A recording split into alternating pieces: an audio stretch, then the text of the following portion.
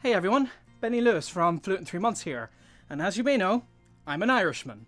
So that means that I would love to encourage you today to learn the Irish language. And whenever I talk about this with people, they always think it must be hard because of when you see Irish words, they look so weird and they're pronounced very differently to how you'd expect. So today I want to make it a little bit easier for you, and I'm going to go through the rules of how to pronounce Irish words. Okay, so the first thing to keep in mind is that the Irish language is phonetic, and that means that once you learn the rules of how each letter or letter combination is pronounced, you can literally see any new word in the language and know how to say it, even if you've never seen it before. So let me walk you through these main rules to help you get used to that. Okay, so the first one is the vowels. You have the same vowels, A, E, I, O, U, and these are pronounced kind of like they are in English. But as well as those, you also have long vowels, which we use the term fada after them. So like A fada, U fada. And these are just elongated.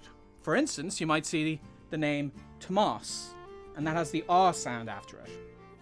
In general though, single vowels are pretty straightforward. So next you have the consonants. So all of these consonants are essentially the same as they are in English. So let's look at the ones that are different.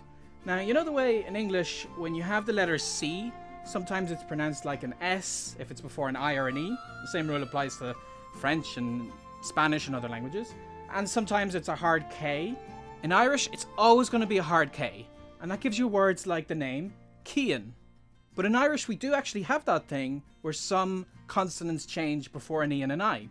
The most famous one being the letter S. So, before E and I, it has the sh sound, like in Seán, Seamus, or Sinead. And in otherwise, it's exactly like in English, just an S sound.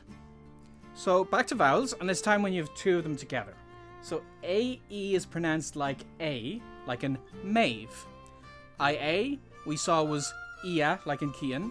And those aren't too bad, but the trickiest one to remember is A-O, because that's pronounced like E. It's the oddest one of the bunch, I know, but once you know the rule, you're good to go. That gives you words like Aoife.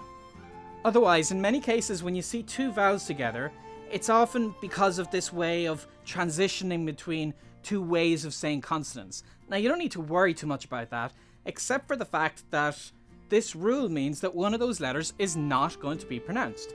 So in these words here, the letters in red are not going to be pronounced, and that gives you Ciara, Pádraig, and Oisín. Now, the last thing that might throw some people off is a feature of Irish called lenition. And it's actually a really nice part of the language. It helps the sounds of words flow together nicer. But the thing is, it creates letter combinations that might throw you off. The good news, though, is they all have one thing in common: the letter H. So just keep a couple more pronunciation rules in mind when you see these letters with the letter H after them. And it's not as bad as it looks.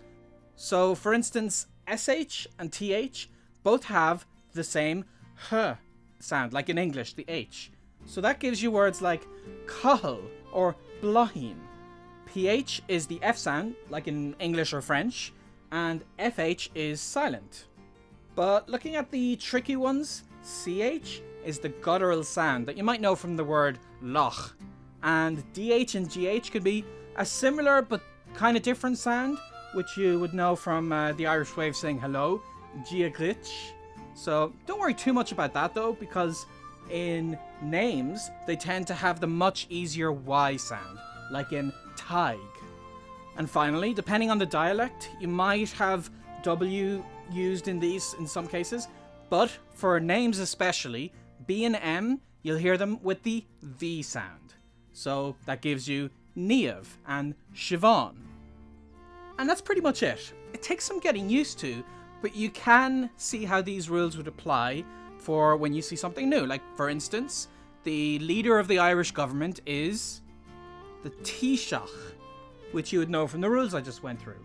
Now, I know it's not easy, but it's way more consistent than English is. I actually made another video of me showing how ridiculous English phonetic and pronunciation rules can be. So I hope that by showing you a small number of things to keep in mind, you might find that Irish words are that little bit easier to pronounce. There's a little bit more to it than what I gave in this short video, so make sure to click here for more info on learning Irish if you really want to get into it. And otherwise, check out this playlist of videos that I've made in Irish. And if I've missed anything, be sure to leave a comment. Thanks for watching. Slán agus go raibh míle maigah.